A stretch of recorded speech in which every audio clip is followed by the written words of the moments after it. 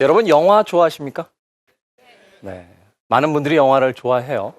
영화라는 발명품, 우리 시대에 가장 익숙한 대중문화는 정말로 훌륭한 축복입니다. 왜냐하면 우리가 문명이라는 것을 이야기할 때 약 4,000년에서 5,000년 정도의 역사로서 이야기를 합니다.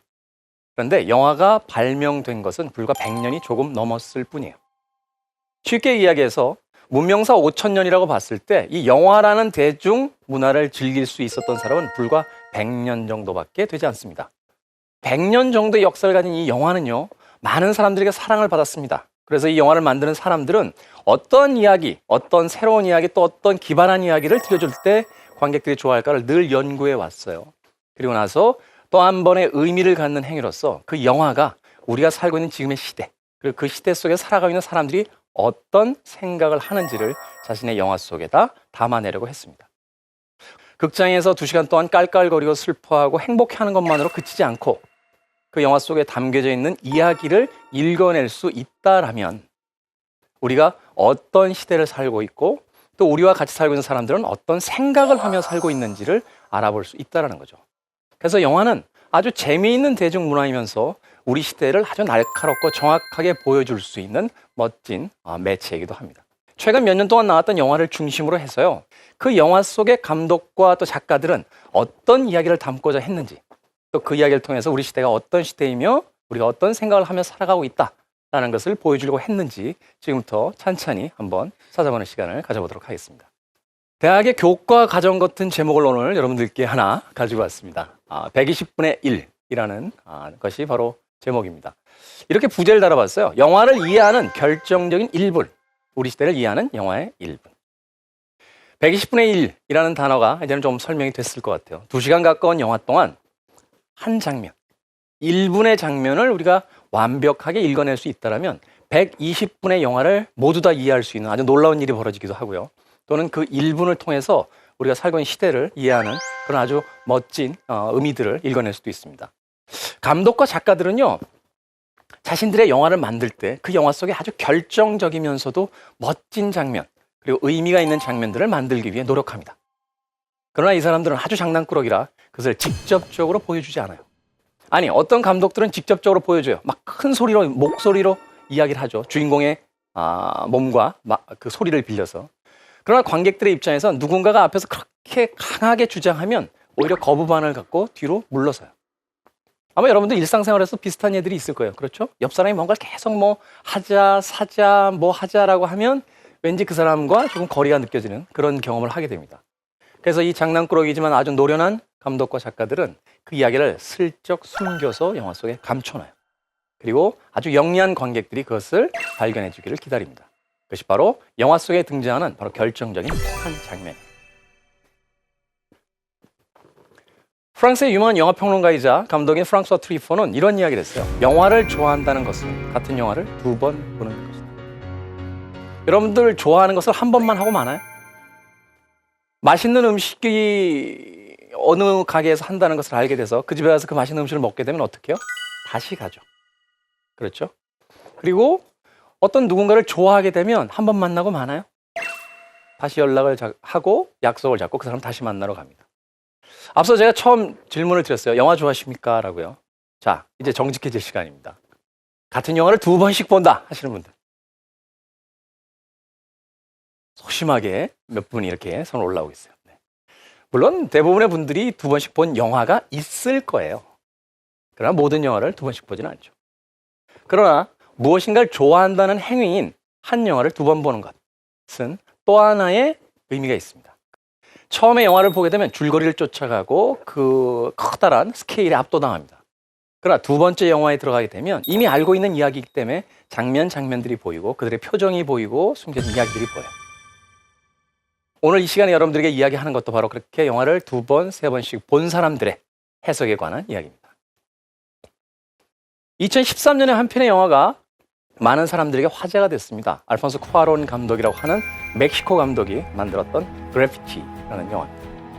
우리말로 해석을 하면 중력 정도가 되겠죠. 이 영화는 아주 단순한 이야기를 담고 있어요. 자신의 아이를 잃고 상심한 한 여성 과학자가 우주로 나갑니다. 그리고 그 절대 고독의 공간인 우주에서 다른 사람들과 다 단절된 채 그저 홀로 고독히 사람들의 그 복잡한 관계 속에서 빠져나와 머물길 원해요. 그런데 우연한 사고가 벌어지고 이 여성 과학자가 결국은 그 우주에서 혼자 고립된 채 다시 지구로 돌아가기 위해서 고군분투하는 이야기를 담고 있습니다. 영화는 아주 재밌어요. 촬영도 아주 기가 막힙니다. 전 이 영화를 IMAX에서 2번이나 봤는데 쏟아져요. 화면이. 이 영화는 그 해에 많은 아카데미 부분에 후보로 올라왔고 또 수상을 하기도 했습니다. 이 영화의 외면을 감싸고 있는 이야기는 한 여자의 모험담입니다. 그런데 영화가 담고 있는 의미는 거기서 한 발 더 나가요. 이 여자는 어떤 여자예요? 아이를 잃고 고독 속에 빠져서 사람들과의 그 번잡스러운 관계로부터 도망간 여자예요. 그렇죠? 그런데 이 여자가 우주에서 사고를 겪게 되자 어떤 일이 벌어져요? 드디어 혼자 우주에 남게 됐는데 이 여자는 행복했을까요? 아니요. 다시 필사적으로 그 복잡한 관계가 있는 인간 사회인 지구로 돌아가기 위해서 고군분투하는 이야기예요. 21세기에 들어와서 파편화되어 있는 우리의 모습을 한 우주인을 통해서 아주 절묘하게 보여줍니다. 우린 때때로 아주 복잡한 사회 속에 살면서 그 무수히 많은 인간관계에 시달리죠. 심지어는 가족마저도 귀찮아질 때가 있어요. 기타노 다케시라고 하는 일본 감독이 뭐라고 그랬냐면 가족이란 남들이 안 보면 가끔 어디 갖다 버리고 싶은 사람들이다 라고 이야기했어요. 물론 일종의 농담이겠죠. 웃지 못할 이야기 중에 하나가 복권에 당첨되면 뭘 하겠어요? 라는 질문에 한 외국의 설문조사에서 배우자에게 절반을 준 채 혼자 살겠다. 한때 미국에서는요 100만 불 클럽이라는 게 있었어요. 이건 뭐냐면 100만 불을 지불해주면 이 사람의 신분을 다시 만들어줘요. 가짜 신분증과 가짜 경력을 만들어서 이 사람이 사라지게 도와줍니다. 그만큼 현대인들은 이 복잡한 관계 속에서 벗어나고 싶어 했다는 거예요. 2013년에 알폰소 쿠아론 감독은 그래비티라는 한 편의 영화를 통해서 그것을 아주 정확하게 보여줍니다. 영화는 이런 장면들이 끊임없이 보여집니다. 동료 우주인과 우주 속에서 서로 긴 선의 의지한테 유영하는 모습을 담고 있어요. 여기서 이 여자 우주인의 동료로 나오는 남자 우주인은 여러분들도 아주 좋아하는 배우입니다. 조지 클론이라고 하는 아주 멋지고 잘생긴 배우예요. 이 배우가 연기하는 남자 우주인은 끊임없이 떠듭니다. 이름이 맷이라고 된 우주인인데요. 계속 떠들어요. 내가 이런 농담을 했었나? 블라블라블라블라. 이 라이언 스톤이라고 하는 이 여자 주인공 너무너무 시끄러워요. 제발 저 남자가 입을 좀 다물어줬으면. 그러나 사고가 일어나고 저 남자 우주인은 실종됩니다. 그러자 무전기를 통해서 그 여자 우주인이 끊임없이 저 남자의 이름을 불러대요. 응답해, 응답해, 응답해. 이 장면이 바로 이 영화의 전환점이에요. 고독하고자 했던 한 여성이 결국은 다시금 사람을 그리워하면서 자신이 그 사람을 찾고 그 관계가 맺어진 지구로 돌아가려고 했던 이야기예요. 간신히 찾아낸 한 우주 정류장에서 잠시 휴식을 취하고 있는 여자의 모습이에요. 이 여자 역시 무엇으로 연결되어 있죠? 사실은 연결된 건 아니에요. 뒷배경에 나와 있는 그냥 줄일 뿐이고 그 앞에 여성이 무중력 상태로 떠 있는 것처럼 보여지는 장면입니다. 그러나 영화를 보는 관객들은 마치 저 여자가 거대한 자궁 속에서 탯줄을 단 채 혼자 떠 있는 어린아이처럼 보이게 만들어놨어요. 그렇게 보이지 않나요? 물론 감독에게 제가 그렇죠. 이 장면은 마치 그 거대한 자궁 속에 아이가 탯줄에 묶인 채 떠 있는 장면처럼 만드신 거죠. 라고 하면 많은 장난꾸러기 감독들은 이렇게 대답합니다. 그렇게 볼 수도 있겠네요. 그런 생각은 못했었는데. 그런 건 중요한 게 아니에요. 왜? 영화는 대중에게 보여지는 순간 우리의 것이에요. 더 이상 감독의 것이 아닙니다. 우리가 어떻게 해석하느냐에 따라서 영화는 새로운 생명을 갖습니다. 이 장면은 이 영화 속에서 가장 중요한 장면 중에 하나입니다. 이 여자는 다시 태어나는 거예요. 인간의 관계를 모두 거부했던 한 여성이 사고를 겪고 간신히 들어간 우주 정류장에서 마치 자궁 속에 있는 태아처럼 배에 끈이 매달린 것처럼 탯줄이 매달린 것처럼 유용하다. 이 정류장을 벗어나며 다시 지구로 귀환하려는 아주 처절한 노력을 보여주면서 영화는 후반부로 넘어갑니다. 마침내 지구에 도착해요. 그 중간 과정은 여러분들에게 이야기해드리지 않겠습니다. 그건 여러분들이 보셔야 되니까. 간신히 그 착륙선에서 기어 나와서 비틀거리며 해변가로 올라갑니다.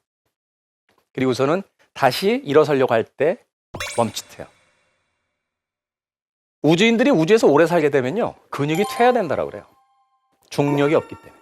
그래서 우주인들이 일상 시간 동안 가장 많이 하는 게 운동이랍니다. 이 마지막 장면은 이 영화가 가진 진짜 의미를 아주 명확하게 보여줍니다. 바로 120분의 1분이 되는 장면이에요. 물이라는 건 뭐예요? 생명이 새로 탄생하는 공간이에요. 고대 철학자 탈레스부터 물은 생명이라고 주장을 했고, 또 많은 생명체들이 물에서부터 왔다라고 생물학자들이 이야기합니다. 이 여자가 자궁 속에 들어있다가 결국 어디로 떨어져요? 물로 떨어져요.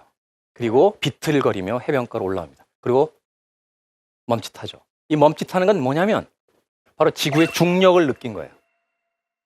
이 영화의 제목이기도 한 그래비티는 단지 무엇인가를 당기는 과학 용어로서만 쓰여진 게 아닙니다. 사람과 사람 사이의 관계.